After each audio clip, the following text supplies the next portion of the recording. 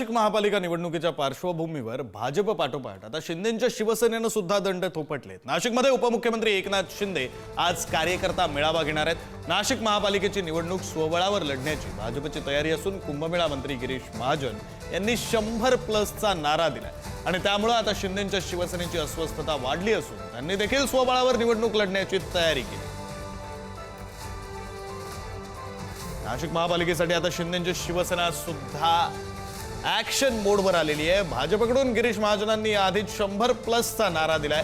स्वबळावर लढण्याची भाजपची तयारी आहे। आता शिंदे सुद्धा स्वबळाची तयारी करतायत आणि त्याच अनुषंगाने नाशिकमध्ये आज त्यांचा कार्यकर्ता मेळावा पार पडतोय। उपमुख्यमंत्री एकनाथ शिंदे आज मेळाव्यामध्ये काय बोलतात आणि मेळाव्यामधून ते काय घोषणा करतात, कार्यकर्त्यांना काय संदेश देतात, स्वबळाचा नारा देतात का, हे सगळं पाहणं महत्त्वाचं असेल।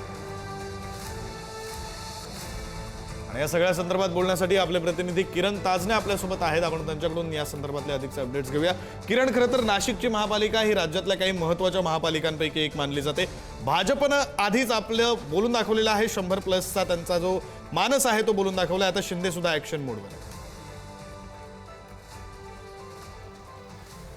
अगदी खरं विक्रांत, आपल्याला माहिती आहे की आगामी काळामध्ये स्थानिक स्वराज्य संस्थांच्या निवडणुका आहे आणि याच निवडणुकीच्या अनुषंगाने जर बघितलं तर प्रत्येक पक्ष हा जोरदार तयारी करतोय। काही दिवसांपूर्वीच भाजपनं नाशिकमध्ये कार्यकर्त्यांचं शिबिर घेतलेलं होतं, मेळावा घेतलेला होता आणि त्यामध्ये नाशिकमध्ये महापालिकेमध्ये 122 सदस्य संख्या आहे, त्यापैकी 100+चा नारा दिलेला होता।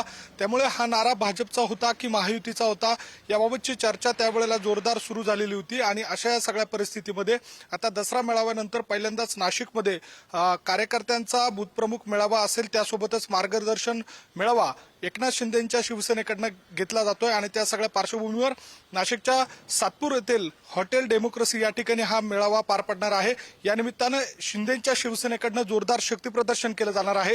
ज्या ठिकाणी हा मेळावा होता त्या हॉटेलच्या बाहेर आता आपण या ठिकाणी आहोत आणि मध्ये जाण्याचा प्रयत्न करूयात की या सगळ्या दरम्यान नेमकी काय तयारी करण्यात आलेली आहे। खरं तर या ठिकाणी माध्यमांना प्रवेश आहे की नाही याबाबतची अद्यापपर्यंत माहिती नाही, मात्र काही वेळातच या ठिकाणी मंत्री दादा भुसे हे देखील येणार आहेत अशा स्वरूपाची माहिती मिळते। जोरदार तयारी खरं तर या सगळ्या काळामध्ये शिंदेंच्या शिवसेनेकडनं केली जाणार होती। हॉटेल डेमोक्रेसी हा जो या ठिकाणचा परिसर आहे तो आपण या ठिकाणी बघूयात नेमकी काय तयारी सुरू आहे। या ठिकाणी जर बघितलं तर खुर्च्या मांडण्यात आलेल्या आहेत, त्यासोबतच व्यासपीठाची देखील तयारी आता सध्याच्या घडीला या ठिकाणी सुरू आहे।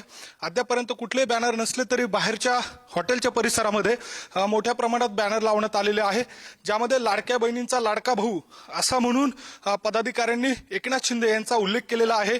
त्या सगळ्या पार्श्वभूमीवर आता जर बघितलं तर काही दिवसांवर दिवाळी देखील येऊन ठेपलेली आहे। मागील काळामध्ये एकनाथ शिंदे हे राज्याचे मुख्यमंत्री होते, आता ते सध्या उपमुख्यमंत्री आहे आणि अशा सगळ्या परिस्थितीमध्ये नाशिकमध्ये सातपूर परिसरामध्ये कार्यकर्त्यांचा बूथप्रमुख मेळावा होतोय आणि त्यामुळे या सगळ्या मेळाव्यामध्ये एकनाथ शिंदे नेमकं काय बोलतात, आगामी महापालिका निवडणुकीच्या अनुषंगानं नेमका काही नारा देतात का, जसा भाजपनं 100+चा नारा दिलाय तसा एकनाथ शिंदे या सगळ्या कार्यकर्त्यांना मार्गदर्शन करत असताना नेमका काय कानमंत्र देतात, काय नारा देतात हे बघणं महत्वाचं असणार आहे। विक्रांत, अगदी खरं आहे, तुम्ही म्हणताय त्याप्रमाणे आज एकनाथ शिंदे काही नारा देतात का याकडे लक्ष असू द्या। वेळोवेळी अपडेट घेत राहू। तुर्तास धन्यवाद तुम्ही दिलेल्या या सगळ्या सविस्तर माहितीसाठी।